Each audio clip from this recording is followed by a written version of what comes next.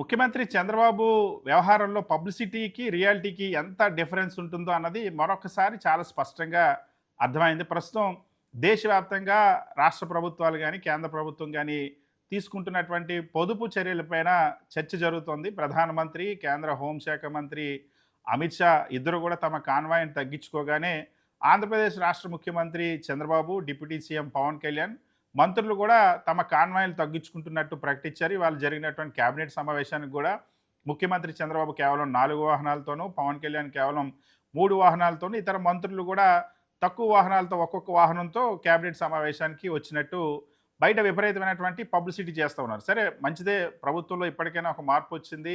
ప్రధానమంత్రి ఇచ్చినటువంటి పిలుపు మేరకు నిజంగానే పొదుపు చేస్తూ ఉన్నారు. అన్ని విషయాల్లో కూడా ఇంతే జాగ్రత్తగా ఉంటారని మనం అనుకుంటున్నాం. కానీ ఆశ్చర్యం ఏంటంటే రోడ్ల మీద వెళ్ళేటువంటి వాహనాల సంఖ్య తగ్గిస్తూ ఉన్నారు కానీ ప్రత్యేక విమానాల విషయంలో మాత్రం ప్రభుత్వం నోరు విప్పడం లేదు.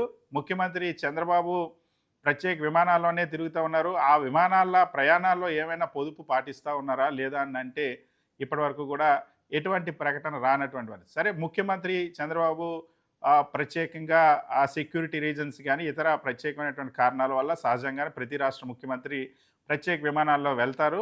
సో వెళ్ళడం కూడా సమంజసమే. కానీ ఆంధ్రప్రదేశ్ రాష్ట్రంలో మాత్రం దేశంలో ఎక్కడ ఉన్నటువంటి పరిస్థితి ఇక్కడ భిన్నంగా ఉంటుంది. ఇక్కడ ముఖ్యమంత్రి చంద్రబాబుతో పాటు ఉప ముఖ్యమంత్రి పవన్ కళ్యాణ్, మంత్రి నారా లోకేష్లు కూడా ప్రత్యేక విమానాల్లోనూ, ప్రత్యేక హెలికాప్టర్‌లో పర్యటనలు చేస్తున్నటువంటి పరిస్థితి ఉంది.